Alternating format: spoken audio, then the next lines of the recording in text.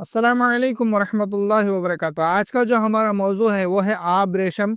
अरबी में इसको हरीर, फारसी में आब रेशम, सिंधी में पुट, लातीनी में बम्बई स्मूरी, अंग्रेजी में इसको सिल्क कौन कहते हैं। तारुफ जो है, आब रेशम जो एक कीड़ा होता है वो शहतूत के पौधे के ऊपर होता है और उसके पत्तों को खूब खाता है। जब खाकर मोटा ताज़ा हो जाता है तो अपने ऊपर एक घोंसला बनाता है अपने थूक से।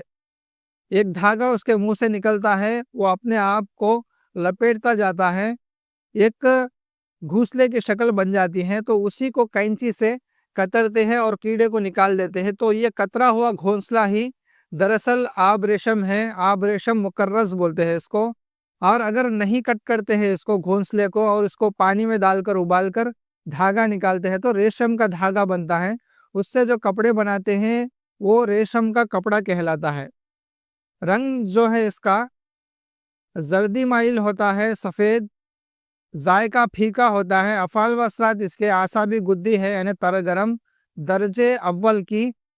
आसाब में तहरीक पैदा करती हैं, क्योंकि ये आसाबी गुद्दी है इसलिए आसाब में तहरीक पैदा करती है। गुदुद के अंदर तहलील पैदा करती है। उजलात के अंदर तस्कीन पैदा करती है, सुकून पैदा करती है। अपने कीमियाई असरात की वजह से खून में रुतूबात और हरारत को पैदा करती है। खवास देख लेते हैं। मुहर्रिक दिमाग और आसाब है, दिमाग को और इसी तरह हमारे आसाब यानी नर्वस सिस्टम को ये एक्टिव करता है।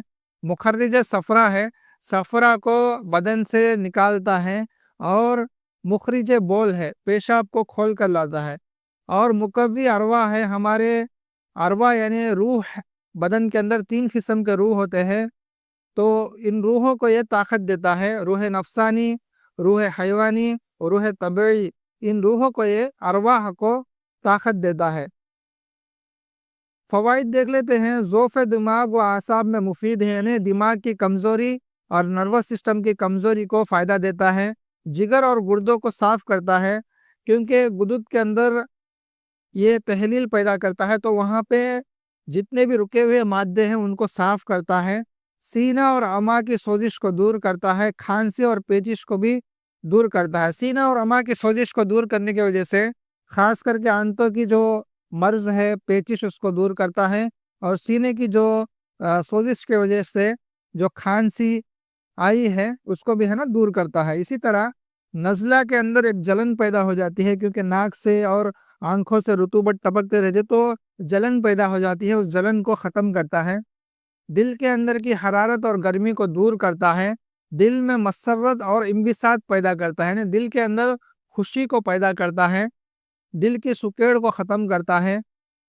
रूह की बेचैनी को तस्कीन पैदा करता है। हमारे जो रूह है उसके अंदर जो बेचैनी होती है उसको ख़त्म करके सुकून पैदा करता है।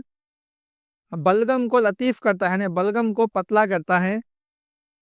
रेशम का कपड़ा जो लोग ख़ास करके अल्लाह ताला ने मर्दों के लिए रेशम के कपड़े को मर्दों के ऊपर हराम किया है, लेकिन उलमा की इजाज़त से और अतिब्बा के सलाह पर, राय पर आप है ना रेशम के कपड़े को, जिन लोगों को खारिश का मर्ज़ है यानी खुजली का मर्ज़ है जो किसी दवाई से कम ना हो, तो रेशम के कपड़ा पहनने पर मर्दों को भी फ़ायदा होता है। औरतें तो ये पहन सकती हैं, उनके लिए सोना भी हलाल है, रेशम भी हलाल है। तो जिन औरतों को खुजली है वो आराम से पहन सकती है। मर्द है ना, मर्द हजरात उलमा का फतवा लेकर इसको पहने।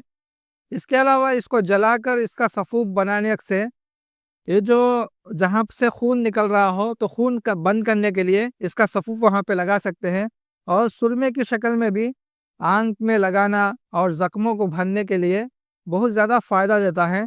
ख़ास करके आंख के अंदर जो खारिश पैदा हो गई है, खुजली पैदा हो गई है, तो इसको सुरमे की शक्ल में लगाने से आंखों के अंदर की खारिश को भी दूर करता है।